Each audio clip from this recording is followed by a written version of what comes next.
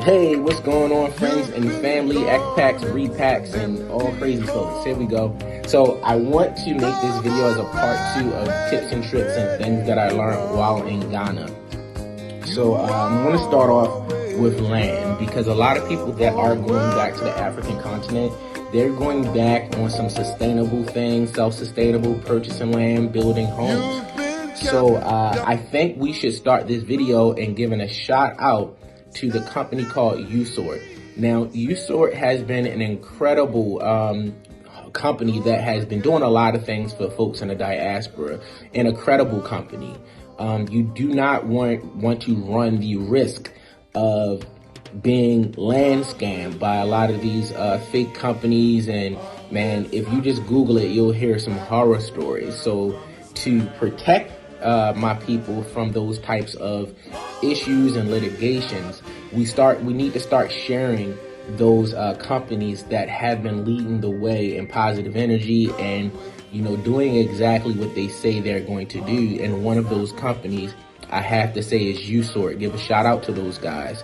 But I also will say this when it comes to land, that the closer you are to Accra, normally the more the expensive the land is going to be. The further out you are, is normally a bit cheaper.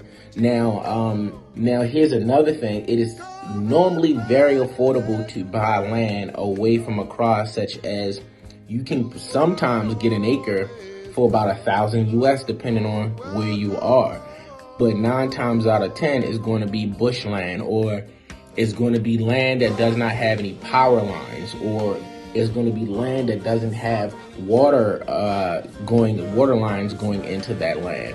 So you're going to have to do your own boreholes. You may have to get solar energy. You may have to come up with ways on getting those resources to the land that you purchase, if you're purchasing land that cheap at a distance from the city. So those are things that you want to be aware of. Can you get very affordable land? Yes. But there's a pro and there's a con that's going to come with it. I'll give you an example. I ended up getting 3 acres of land, and it was not close toward the city area or where the power lines were. So I would literally have to pay to erect electric poles going to my land.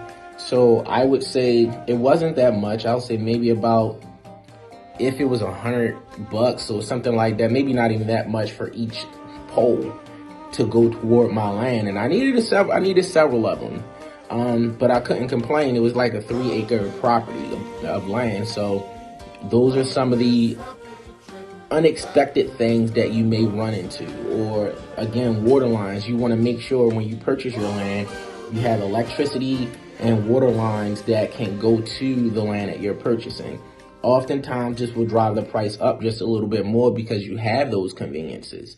So that's a little bit on the land section. Now, I have this down because I want to touch on this a little bit, tribes and cultures. Now, in Ghana, you know, one thing I truly love about Ghana is when it comes to tribes, cultures, and religions, you have a plethora of all of that. And the beauty of it is that most of the time, and pretty much, I'm gonna be honest with you, all the time I've been there, you know, Muslims and Christians, they go to church and mosque right next to each other.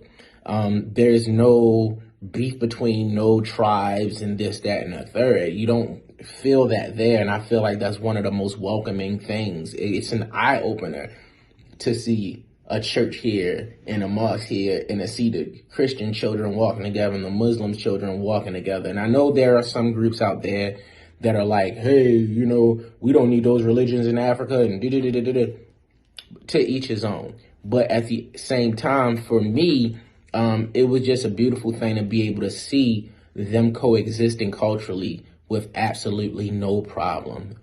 Going to school with each other with absolutely no problem. And some of the tribes I want to mention, I do not know all of them, but we have the Ewe, which is a very strong, predominant tribe in Ghana. The Ashantis, which is a very famous, very strong tribe in Ghana under the Akan banner. Their king, if I believe his name is Osetutu, is one of those names. Then you have the name of their chief, rather. You have the president of the country, which is Honorable Nana Akufo-Addo. I pray I'm not butchering his name up. And I think he's from the people of the Eastern region. Please don't quote me on this. I think he a part of the Kwo people. Then you have the Northerners. Now you have many different Northern ethnic groups. One of my favorite is the Frafra, or which they call the Gruni people, and you find them in Bogatanga area. You have the Mampusi people. I hope I'm not butchering that name up. I actually know the overlord, had a great time at his Dubar